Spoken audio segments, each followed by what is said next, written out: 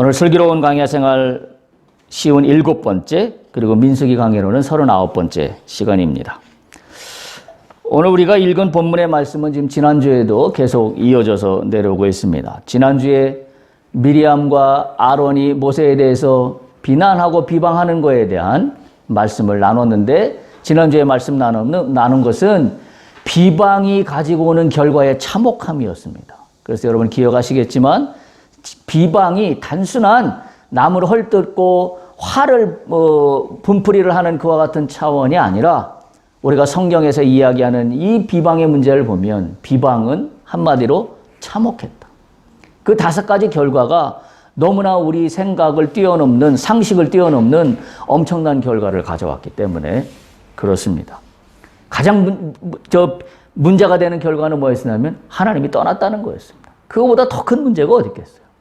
비방함으로 말미암아 여호와께서 진노하셨다, 성경은 기록하고 있습니다. 그리고 그 진노하시고 나서 하나님은 이스라엘 진영을 떠나셨다라고 기록하고 있었던 것을 우리가 기억합니다. 따라서 이 비방의 참혹한 5가지 결과에 대해서 우리는 어떤 면에서는 속수무책입니다. 어떻게 하면 될까요? 근데 오늘 말씀은 그 반대의 경우를 살펴보고자 합니다. 다시 말하면 비방을 받은 자 모세는 어떠했는가 라는 내용을 오늘 성경을 기록하고 있기 때문입니다. 따라서 오늘 말씀의 제목을 비방이 가지고 오는 참혹함이 있는데 그 비방의 참혹함을 이기는 비결이라는 제목으로 말씀을 함께 나누도록 그렇게 하겠습니다.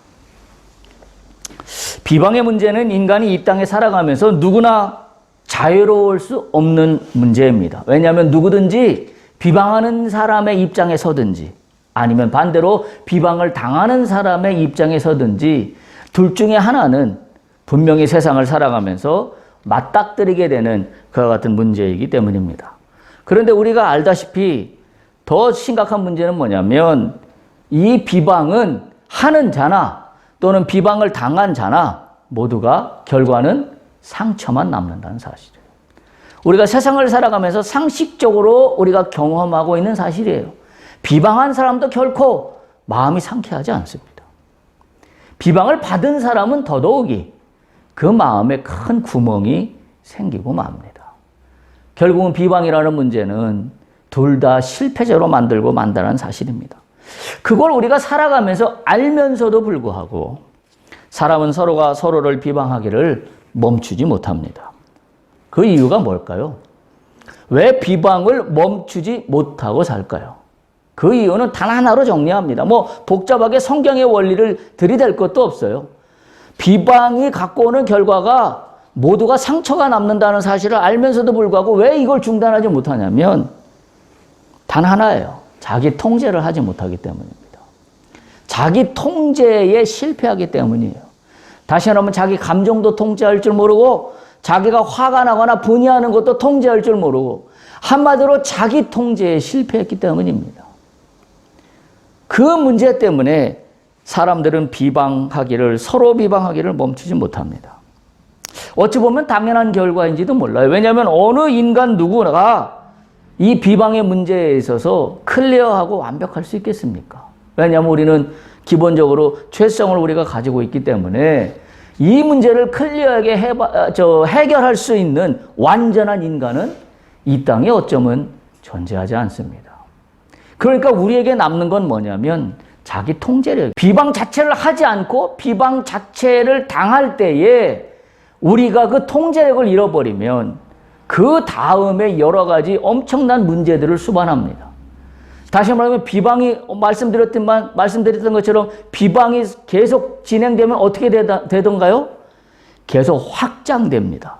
마치 전쟁이 처음에는 두 사람 간의 신경전으로 총싸움하는 것처럼 시작했던 전쟁이 국가전쟁으로 발전하게 되는 걸 황방 봅니다.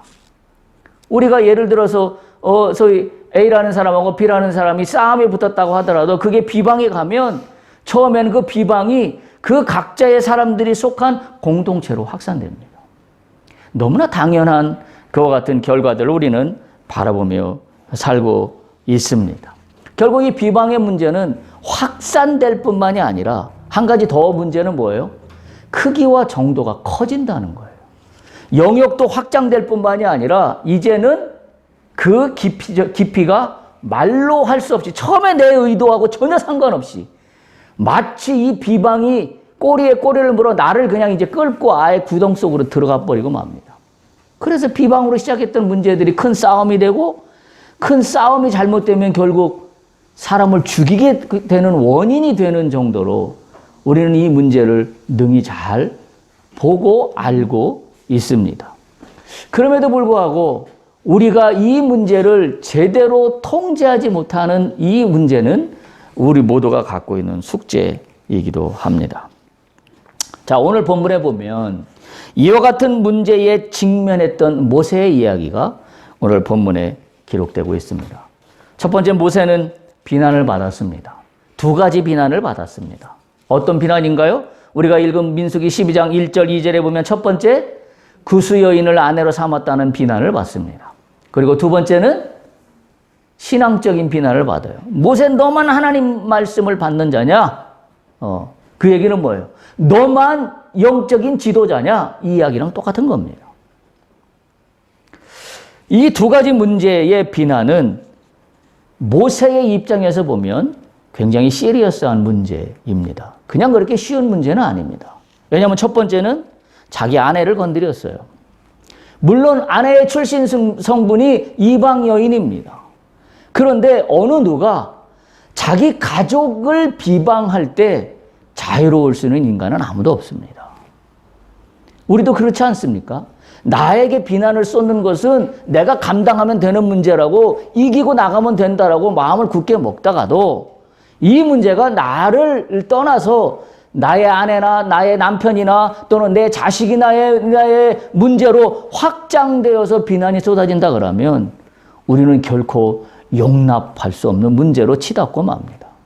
지금 모세도 그런 경우가 아닐까라는 생각이 들어요. 여러분, 이 비난은 결국 뭐에 대한 비난이냐면 출신 성분에 대한 비난이에요. 여러분, 지금 구약시대에 이스라엘 백성만큼 출신 성분이 중요할 때가 있었습니까?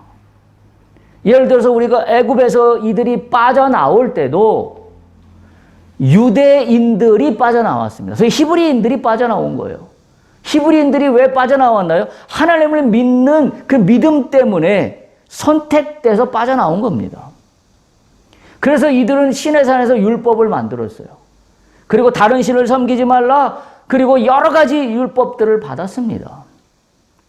따라서 이 히브리인인 모세에게 출신 성분에 대한 비난은 이건 간단한 문제가 아닙니다. 간단한 문제가 아니에요. 여러분, 이 출신 성분에 대해서 비난을 받은 대표적인 사람이 있습니다. 누구죠? 예수님이에요. 예수님이 갈릴리를 가시던 길에 빌립을 만납니다. 그런데 빌립을 만나는 동안에 빌립이 자기 친구 나다나엘이라는 사람을 데리고 옵니다. 그래서 같이 길을 걷게 되는데 빌립이 요한복음 1장 46절에 보면 이렇게 기록되어 있어요. 43절 보면 빌립을 만나 가는데 45절, 빌립이 나다나엘을 찾아 이르되 모세가 율법에 기록하였고 여러 선지자가 기록한 그 일을 우리가 만났으니 요셉의 아들 나사렛 예수다 그랬더니 46절에 나다나엘이 이렇게 합니다. 우리가 잘 아는 얘기입니다. 나사렛에서 무슨 선한 것이 날 수 있느냐? 나사렛에서 무슨 선한 것이 날 수 있느냐? 출신 성문에 대한 비난입니다.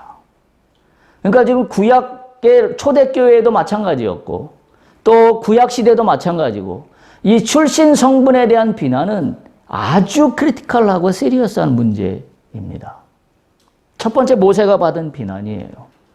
두 번째, 모세가 받은 비난은 영적인 문제입니다.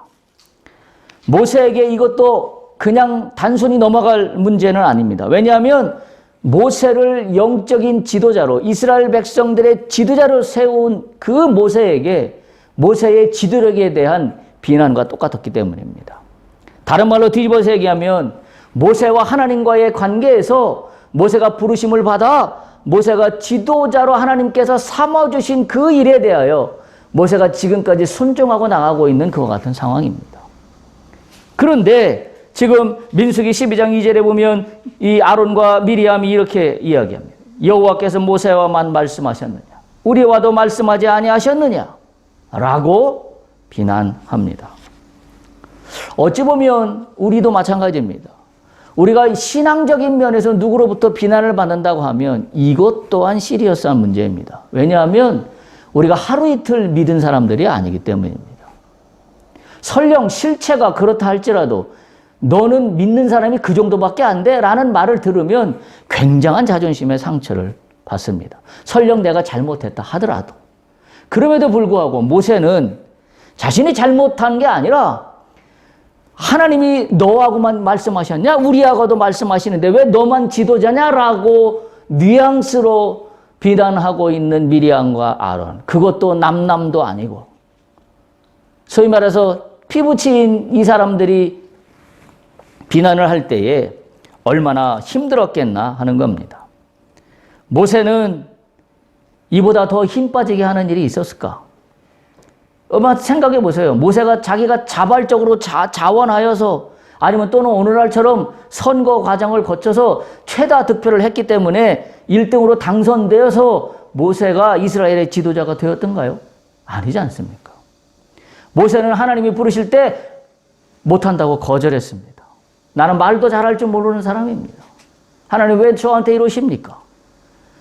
하나님이 하나님의 섭리에 의해서 일방적으로 모세를 불러 이스라엘 지도자로 삼으시고 그리고 그에게 소위 속된 말로 볼 꼴 못 볼 꼴 다 보고 다 경험하게 하셨습니다. 그 대표적인 게 애굽에서의 10번의 재앙 아닙니까? 모세가 10번의 재앙을 중간에서 중재자 역할을 바로와 하나님 사이에서 할 때 얼마나 괴로웠을까요? 해도 끝이 없을 것 같은 이 고난의 이 순간들이 얼마나 괴로웠을까요? 하나님 명령을 받고 바로에게 가서 얘기합니다. 바로는 말을 듣지 않고 또 대받아칩니다. 또 술수를 부립니다. 또 뭐 술사들을 불러서 비슷한 기적들을 행합니다. 계속 작용과 반작용이 반복되어 가면서 10번을 치릅니다. 그리고 보세요. 달려나왔더니 홍해가 가로막혀 있습니다. 얼마나 답답했을까요? 모세가 내가 자원하여서 내가 지도자가 됐으니 나를 따르라고 나온 상황도 아닙니다. 그리고 지금 시내산을 거쳐 광야에서 행진하고 있습니다. 물이 없다라고 난리를 쳤던 이 사람들입니다. 또 만나만 먹어서 신물이 난다고 아우성쳤던 사람들이에요. 그리고 메추라기를 내리기까지 고기를 달라고 간청했던, 그래서 모세는 하나님 나 더 이상 못합니다. 나를 죽여주세요. 라고까지 했던 모세입니다. 한번 모세 입장으로 한번 돌아가 보세요. 얼마나 힘 빠지는 일일까요? 내가 다 할 수 있다라고 여기고 여기까지 왔던 사람도 아닌데, 나도 순종하여서 하나님 뜻을 받잡고 여기까지 온 사람인데 지금 이런 비난을 받고 있는 겁니다. 그것도 영적인 비난을 받고 있는 겁니다. 아마 우리가 상식적으로 따지면 이러한 억울한 상황에 있는 모세 입장에서 너희가 이럴 수 있느냐? 화를 내도 누구 하나 모세 네가 이럴 수 있어라고 얘기할 수 있는 사람 아무도 없습니다. 너희가 어떻게 나에게 이렇게 대할 수 있느냐고 불같이 화를 내고 소통을 치고 소리를 질러도 모세 네가 잘못했다라고 얘기할 수 있는 사람 아무도 없을 겁니다. 참으로 답답한 상황입니다. 그런데 오늘 성경은 뭘 기록하고 있냐면 이와 같은 직면하고 있는 비난에 대해 모세가 하고 있는 반응을 오늘 성경은 기록하고 있습니다. 12장 13절 보십시오. 우리가 읽었던 본문의 말씀입니다. 모세가 여호와께 부르짖어 이르되 하나님이여 원컨대 그를 고쳐 주옵소서. 저는 이 구절을 읽으면서 눈물이 날 정도로 뭐라 할 말이 없었습니다. 어찌 이럴 수 있을까? 자신들에게 비난했던 미리암입니다. 그래서 나병이 걸렸어요. 근데 그 비난했던 그 미리암에 대해서 모세가 여호와께 기도합니다. 그것도 부르짖어 기도했다고 성경은 기록하고 있습니다. 부르짖어 이르되 그냥 주여 그냥 좀 고쳐주시죠 이런 정도가 아니죠. 부르짖어 이르렀다는 말은 뭐예요? 간절함으로. 간절함으로. 어떻게 이럴 수 있을까? 하나님이여 원하건대 그를 고쳐 주옵소서. 제가 서두에 말씀드렸어요. 믿는 자들에게 우리는 죄가 없는 사람은 아닙니다. 우리의 죄를 하나도 없게 살아갈 수는 없습니다. 그러나 믿는 자들에게 있어야 되는 가장 중요한 핵심적인 요소가 있다면 자기 통제력입니다. 자기 통제력이 근데 누구로부터 나와요? 하나님으로부터 나오는 걸 아는 사람이에요. 모세는 자기 힘으로 자기 통제력을 가지려고 한 사람이 아닙니다. 지금 이 답답한 상황에 비난을 받고 있지만 비난을 하는 미리암에 대해서 모세는 어떻게 하고 있어요? 자기 통제력을, 자기 능력으로 자기 통제력을 갖추려고 하는 것이 아니라 누구한테 부르짖고 있냐면 하나님께 도움을 요청하고 있습니다. 다시 말하면 나를 통제하여 주십시오요. 이 기도는 지금 모세가 여호와께 부르짖었다는 얘기는 하나님, 내 통제가 내 마음대로 안 되오니 하나님이 이 문제를 맡아주옵소서. 모세는 여러분 여기에 이 핵심 포인트가 있어요. 이게 믿는 사람만이 누릴 수 있는 희열의 순간입니다. 자, 나를 비난해요? 근데 나는 비난한 사람에 대하여 목 놓아 기도합니다. 울부짖어 기도합니다. 그때 하나님이 주시는 위로가 있어요. 그게 뭐예요? 기쁨이에요.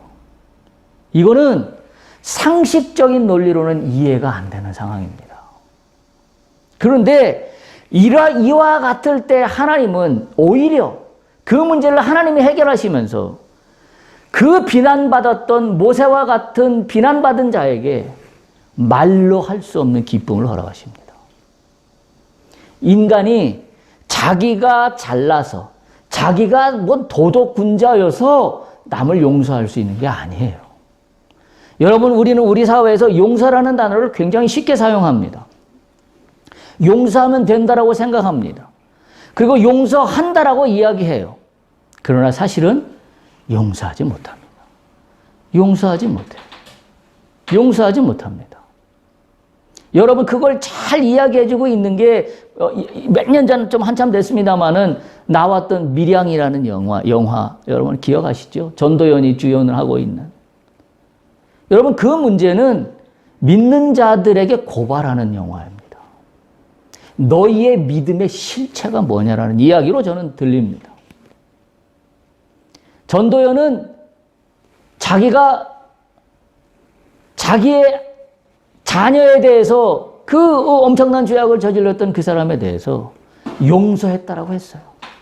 교회에 나가서 기도했습니다. 용서했습니다. 하나님, 나 용서했습니다. 눈물을 쏟았습니다.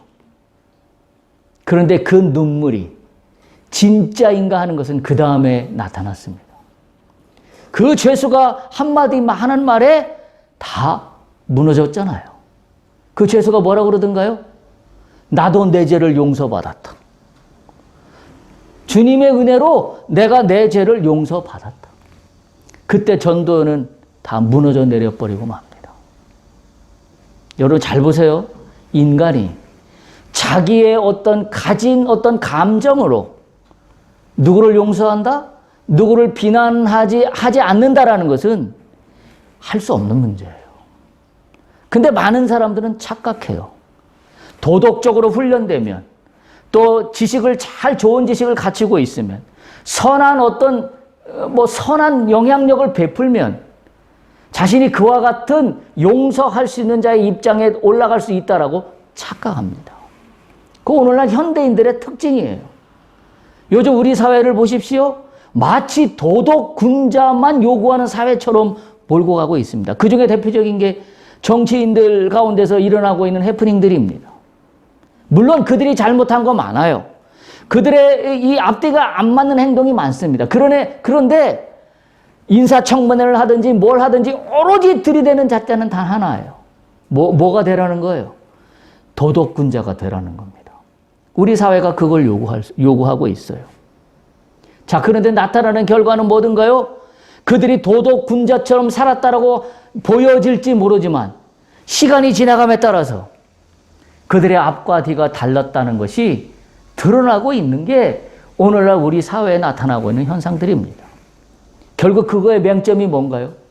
인간은 아무리 자기가 자기 스스로 노력하여 내 스스로 도덕적으로 무결점이라고 여기고 산다 할지라도 무결점인 인간은 한 명도 없다는 사실이에요.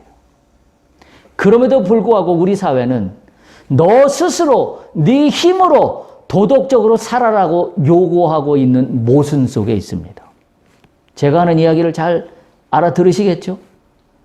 내가 아무리 도덕적으로 무결점에 있는 삶을 살려야 한다 할지라도 그럴 수 없습니다. 왜? 우리는 인간이기 때문에.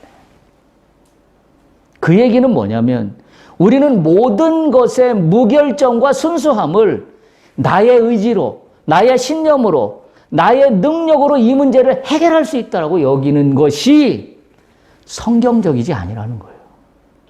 성경은 뭐예요? 성경은 네 모습 그대로 하나님께 드리라는 거예요. 네 모습 그대로, 죄 있는 모습 그대로 하나님께 나오되 그 다음에 성경은 뭘 요구하나요? 그 모습 그대로만 있으면 안 된다. 나를 본받으라. 예수 나를 본받으라. 너희가 죄가 있는 거 맞아. 너희가 불충한 거 맞아. 너희가 도덕적으로 결함이 있는 거 맞아. 그러나 너 스스로는 그 문제를 해결할 수 없으니 십자가 앞에 나오라. 그래서 너의 그 오류와 그 모순투성이인 너의 삶을 십자가 앞에 올려 놓으라. 그러면 그 모순투성이인 내 삶 위에 예수 그리스도의 보혈이 그 모순들을 덮어주면 너는 새 사람이 될 수 있다. 라는 것이 성경에서 이야기하고 있는 문제예요. 오늘 모세가 잘한 것은 그가 기도했다라는 것도 잘한 거지만 그는 자신의 힘으로 비난의 문제를 해결하려고 하지 않고 있다는 사실이에요. 누구한테 의탁하고 있어요? 하나님께 의탁하고 있습니다. 이게 믿는 자들이 가지고 있는 가장 강력한 무기, 자기 통제력의 실체입니다. 여러분이 해결할 수 없는 문제가 있어요. 여러분이 감당할 수 있는 억울함이 있어요. 어떻게 해결하시겠습니까? 누구를 찾아가시겠습니까? 하나님께 기도하십시오. 모세는 자기의 억울한 것으로 비난함을 받았을 때 비난함으로 끝나지 않고 이 억울하고 비난한 감정을 하나님께 부르짖었다라고 오늘 성경은 기록하고 있습니다. 부르짖으니 어떤 기도가 나와요? 그를 고쳐주소서. 불쌍하지 않습니까, 하나님? 지금 나병에 걸려서 고통받고 있는데 저가 불쌍합니다. 하나님을 만난 모세는 미리암이 불쌍하다라는 기도를 들여 올릴 수 있었던 겁니다. 이게 비밀이에요. 이게 자기 통제력의 상식이 세상에 가르쳐 줄 수 없는 비밀입니다. 이게 비결입니다. 원컨대 그를 고쳐 주옵소서. 여러분, 우리가 하나님으로 말미암지 않고는 이 기도가 나올 수 없어요. 설령 그를 고쳐 주옵소서라는 기도를 했다 할지라도 나중에 어떻게 될까요? 무너져 버리고 맙니다. 마치 영화 밀양의 전도연처럼. 나는 용서했다라고 여기고 있었는데, 아니 용서는 내가 한 건데, 지금 영화의 이야기는 그 이야기잖아요. 용서는 내가 하는 것이 용서이지 내가 너를 용서하기도 전에 네가 이미 용서받았어? 이거 이해할 수 없는 문제가 돼버린 겁니다. 문제는 뭐예요? 내가 주체가 될 때 진정한 용서가 일어날 수 없습니다. 내가 주체가 될 때 그를 고쳐달라는 기도가 진정한 기도가 될 수 없습니다. 아주 중요한 사실입니다. 그래서 전도연이 무너진 거잖아요. 아니 내가 용서하지 않았는데 내가 용서하기도 전에 네가 용서를 받았어? 주체가 나라는 이야기. 오늘 모세가 잘한 것은 그의 주체가 그가 아니라 하나님이셨다는 이야기예요. 그래서 모세는 중보 기도라는 이름으로 하나님께 드릴 수 있었던 겁니다. 여러분 잘 보세요. 하나님을 움직일 수 있는 기도는 이런 기도입니다. 이런 기도에 하나님이 응답하지 않으실까요? 여러분 결과는 어떻게 된지 다 아시죠? 결과는 어떻게 됐나요? 미리암이 일주일 만에 나옵니다. 여러분 나병이 일주일 만에 나올 수 있는 정도가 아니잖아요. 더군다나 오늘 성경에 보면 나병이 온몸에 흰 눈처럼 퍼졌다 그랬어요. 흰 눈처럼. 그런데 진영에 딱 일주일만 격리되어 있다가 다시 돌아옵니다. 하나님이 기뻐 받으십니다. 뭘 기뻐 받으셨어요? 미리암이 불쌍해서? 아니에요. 그건 두 번째 문제입니다. 모세의 중심을 보신 겁니다. 모세가, 비난받는 모세가 그 문제를 들고 나와 하나님께 기도했다라는 사실입니다. 여러분 이것을 우리는 이렇게 많이 표현합니다. 성경이 말한 역설이다. 여러분 믿는 자는 성경의 역설을 믿고 사는 사람들이에요. 세상적인 가치와 세상적인 상식으로는 도저히 이해할 수 없는 문제들입니다. 영화 밀양에서 전도연은 하나님을 믿어서 자신이 용서했다라고 하지만 사실은 뭐예요? 그 문제는 역설이 아닙니다. 자신이 주체가 되는 한 성경의 역설은 나와 상관없는 상식 이야기입니다. 다시 말하면 예수를 믿어서 하나님을 믿어서 자신이 용서했다고 했지만 사실은 뭐예요? 상식으로 한 거예요. 아름다운 상식으로 한 겁니다. 그렇잖아요. 세상적인 상식이 그런 거잖아요. 누가 나를 비난했는데 내가 그 사람을 비난하지 않고 복수하지 않는다 그러면 상식적으로 아름답다라고 이야기합니다. 그건 상식이에요. 성경은 내 모든 걸 다 뽑아내는 겁니다. 내려놓는 겁니다. 그러면 다 끄집어내놓으면 다 뽑아놓으면 손해볼 것 같은데 성경은 이제부터 시작이라고 이야기하고 있기 때문에 역설이라고 감히 이야기할 수 있는 겁니다. 우리가 읽었던 마태복음 5장 38절에서 42절 한번 다시 한번 펼쳐보시기 바랍니다. 마태복음 5장 38절에서 42절 먼저 보면 눈은 눈으로 이는 이로 갚으라 하였다는 것이 세상의 상식이에요. 그런데 주님은 이렇게 말씀하십니다. 38절 눈은 눈으로 이는 이로 갚으라 하였다는 것을 너희가 들었겠지만 나는 이렇게 얘기한다. 39절 내가 너희에게 이르노니 악한 자를 대적하지 말라. 누구든지 내 오른편 뺨을 치거든 왼편도 돌려대라. 그거로 끝나는 게 아니에요. 40절 또 너를 고발하여 속옷을 가지고자 하는 자에게는 겉옷까지도 가지게 하라. 여러분 이때 이 초대 이 히브리 이 땅에 유대 땅에 하나님 예수님이 말씀하시던 유대 이 초대 땅에 속옷보다 겉옷이 더 중요한 시기예요. 그래서 이게 바뀐 겁니다. 왜냐하면 겉옷은 이불과 담요 같은 역할을 했습니다. 광야에서. 그래서 속옷을 가지고자 하는 데에게는 더 중요한 겉옷까지도 내어주라고 주님이 말씀하세요. 41절입니다. 누구든지 너로 억지로 오리를 함께 가자라고 하거든 아예 그 사람과 심리를 동행하라. 여러분 이게 상식하고 통합니까? 상식하고 통하지 않는 얘기예요. 42절 내게 구하는 자에게 주고 내게 꾸고자 하는 자에게 거절하지 말라.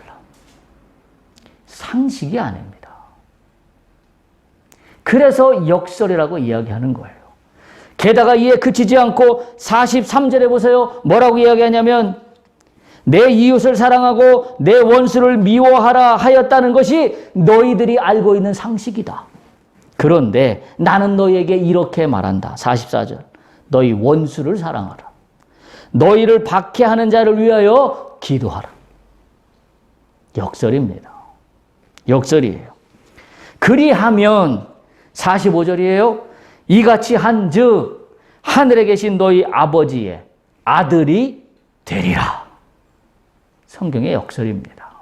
성경의 역설이에요. 46절 부록같이 이렇게 주님이 말씀을 붙이십니다. 너희가 너희를 사랑하는 자만 사랑하면 무슨 상급이 있겠느냐.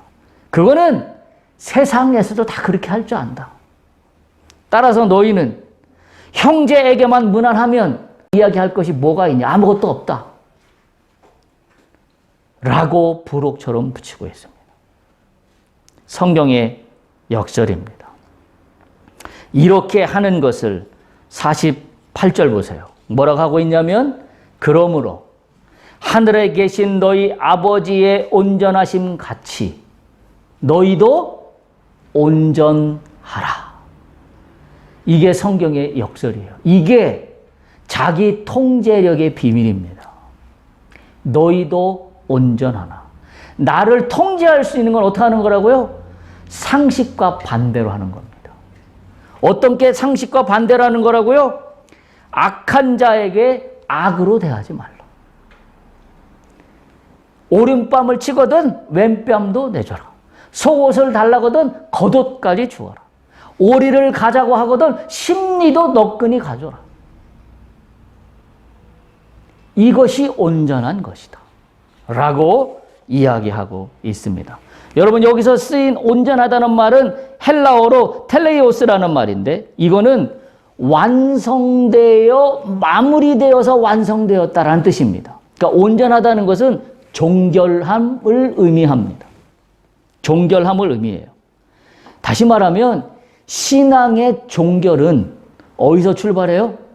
역설에서 출발해요. 상식대로 하지 않는 것에서 시작됩니다.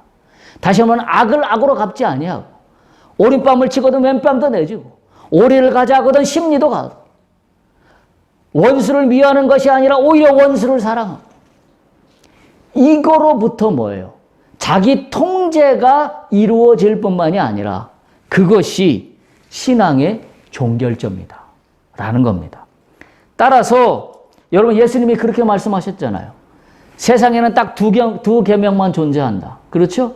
하나는 하나님을 너희 마음과 몸과 뜻과 정성을 다하여 섬기는 것이고 사랑하는 것이고 둘째 계명은 뭐라고요? 내 이웃을 내 몸과 같이 사랑하라. 이 말씀이에요. 내 이웃을 내 몸과 같이 사랑하라는 말이 어떤 말씀이에요? 내가 주인이 되어서 베풀어 주라는 말이 아니에요. 너는 내 통제를 내 스스로 할 수 없고 내 판단으로만 할 수 없지만 하나님께 맡기고 사랑하라는 거예요. 첫째 계명이 하나님을 사랑하라 그랬잖아요. 그리고 둘째 계명은 이와 같이라고 그랬습니다. 하나님을 사랑하는 것과 같이 내 이웃을 내 몸과 같이 사랑하라. 그 얘기는 뭐예요? 하나님 사랑함으로 다시 말하면 뭐예요? 하나님 사랑이 주체가 된다는 이야기를 하고 있는 겁니다. 하고 있는 거예요. 영어 성경에서 이 온전하다는 말을 뭐라고 번역해 놓고 있냐면 영어 성경에서는 be perfect라고 번역하고 있어요. perfect. 우리가 알고 있는 perfect 그 단어입니다. 완전하게 되다. 이게 온전하다라는 말을 영어 성경에서는 그렇게 번역하고 있습니다. 여러분 신앙의 완결을 비난하는 것을 비난으로 대응하면 신앙의 완결이 아니라 신앙이 무너져 버려요. 자기 통제력이 실패했기 때문에 비난하면 할수록 어떻게 된다고 그랬죠? 서로 상처만 크게 남을 뿐이라 그랬습니다. 그런데 신앙의 완결은 비난을 당할 때 어떻게 한다고요? 비난으로 맞대응하지 않는 겁니다. 오늘 모세가 그것을 보여주고 있어요. 그래서 성경은 이것을 뭐라고 한다? 온전하다. 우리말로 우리가 영어로 쉽게 하는 이야기로 하면 퍼펙트하다 라고 이야기하고 있는 겁니다. 자, 그럼 하나만 더 이야기합니다. 그런데 모세가 퍼펙트할 수 있게 된 비결이 있습니다. 어떤 것 때문에 모세가 퍼펙트할 수 있었나요? 오늘 우리가 읽은 12장 3절입니다. 모세는 어떤 사람이라고 성경이 기록하고 있습니까? 모세는 온유한 사람이라고 기록하고 있습니다. 온유하다라는 거예요. 온유한 것은 뭐예요? 이 온유한 거의 핵심이 뭐예요? 자기 통제예요. 분을 다스릴 줄 아는 겁니다. 여러분, 분이 들어와서 내가 통제할 수 없을 정도의 불 같은 거면 이거는 굉장히 강력한 거예요. 뜻도 미지근한 게 아닙니다. 그런데 어떤 거예요? 그걸 통제할 수 있는 힘이에요. 그게 온유예요. 그 통제할 수 있는 힘은 내 힘으로 되는 것이 아니라 하나님과의 관계에서 이루어질 수 있는 거예요. 그래서 지난번에 말씀드린 대로 온유함이라는 단어가 갖고 있는 속뜻에 담겨 있는 의미에는 뭐가 담겨 있다고 그러냐면 하나님과 나와의 관계가 핵심이라고 그랬습니다. 그 관계 속에서 자기 통제력이 있는 것, 이게 온유함이에요. 그래서 온유함은 뜨뜻미지근함이나 우유부단한 게 아니라, 약한 것이 아니라 되게 스트롱한 겁니다. 주 안에서 스트롱한 거예요. 강한 겁니다. 엄청난 분노가 있지만 그걸 누를 수 있는 힘, 내 의지가 아니라 하나님과의 관계에서 주어지는 하늘로부터 내려오는 힘, 그게 온유함이에요. 하나님은 뭐라고 그랬어요? 모세는 이 온유함이 지면에 있는 모든 사람보다 으뜸이다. 모세의 이와 같은 하나님과의 관계가 비난을 받을 때에 비난으로 맞대응하는 것이 아니라 비난한 자를 위하여 기도할 수 있는 걸로 나아갈 수 있었다라는 비결입니다. 비밀입니다. 여러분, 온유와 겸손이 달라요. 겸손은 단순히 자기 자신을 낮추는 게 겸손입니다. 온유는 이거 플러스 자기 통제력이 있는 거예요. 다시 말하면 다른 사람이 자신에 대해서 어떤 행동을 취할 때 그 사람을 대할 수 있는 태도까지를 포함하고 있는 것이 온유라는 단어예요. 그러니까 굉장히 강력한 단어이고 굉장히 우리가 흠모할 만한 귀한 단어입니다. 모세는 오늘 하나님이 인정하시는 지면의 모든 사람보다 더 으뜸인 온유함을 소유한 사람이라고 성경은 기록하고 있기 때문입니다. 우리도 마찬가지예요. 하나님과의 관계가 바로 서면 우리도 온유함을 가질 수 있습니다. 지난번에 말씀드린 것처럼 온유함은 선천적으로 가질 수 있는 기질이 아니라고 말씀드렸어요. 온유함은 후천적인 기질입니다. 하나님과의 관계를 통하여 그 관계가 성숙되어 갈수록 온유함의 성품이 만들어지기 때문에 그렇습니다. 그래서 성경은 뭐라고 기록하고 있나요? 온유는 뭐의 열매예요? 갈라디아서에 우리가 아는 것처럼 성령의 열매입니다. 성령의 열매예요. 하나님에 대해 온유한 사람은 사람에 대해서도 온유할 수 있습니다. 오늘 그것을 모세가 보여주고 있는 것입니다. 온유한 자는 부상으로 상급을 받아요. 뭐를 상급으로 받아요? 팔복의 말씀에 의하면 온유한 자는 뭐를 기업으로 받는다? 땅을 기업으로 받는다. 여러분, 하나님 나라에 공짜는 없습니다. 오늘 모세의 그 비난에 대한 기도를 하나님은 들으시는 것처럼 우리가 어떤 일을 부딪힐 때에 세상적인 상식과 가치로만 맞대응한다 그러면 우리에게는 신앙의 역설에 복은 없습니다. 다시 말하면 온유한 자는 땅을 기업으로 받는다는 복이 없습니다. 그러나 비난을 받을 때에, 억울함을 받을 때에, 이해할 수 없는 일을 당할 때에 내가 그것을 그대로 논리적이고 합리적이라는 논리로만 대응하지 않고 오늘 성경이 이야기하는 것처럼 악을 악으로 갚지 말며 오른손을 때리거든 왼뺨도 내어주고 오리를 가자고 하거든 심리까지 가지고 내 형제만 사랑할 것이 아니라 내 원수까지도 사랑한다라고 하는 신앙의 역설을 가져간다라고 한다면 하나님은 틀림없이 우리에게 나를 온유한 자로 삼으시고 나에게 땅을 복으로 주실 것을 믿습니다. 왜냐하면 그건 성경에 그렇게 기록하고 있기 때문입니다. 여러분, 비방의 참혹함을 이기는 비결, 그건 자기 통제력에 있습니다. 자기 통제력은 어떻게 갖출 수 있느냐? 하나님과의 관계에서 갖출 수 있습니다. 하나님과의 관계에 있으면 온유함을 소유할 수 있습니다. 우리도 그와 같은 믿음의 사람이 될 수 있기를 간절히 소망합니다. 우리 모두가 나를 돌아줘 볼 수 있길 바랍니다. 나는 비방을 당하고 분인할 때 나는 어떠하였는가? 나는 어떠하였는가? 비난을 받고 분을 당할 때 나는 이 문제를 어떻게 통치하였는가? 나는 자기 통제력이 있었는가? 그리고 이 자기 통제력의 문제를 하나님과의 관계에서 이 문제를 바라보고 있었는가? 아니면 나의 의지와 나의 선한 어떤 도덕적인 그 모습으로만 이 문제를 해결하고 하고자 하였는가? 라는 문제를 바라볼 수 있기를 바랍니다. 온유함은 성령의 열매입니다. 성령님을 구하십시오. 성령님을 구하여 온유함을 가지게 되면 내 혀가 바뀔 줄로 믿습니다. 내 성품이 바뀔 줄로 믿습니다. 내 생각이 바뀔 줄로 믿습니다. 그래서 나병 환자가 나병이 나와 얼굴이 깨끗해진 것처럼 죄로 물든 우리의 얼굴 색깔이 환한 광채로 변할 것으로 믿습니다. 그와 같은 은혜가 우리 모두에게 있기를 간절히 소망합니다.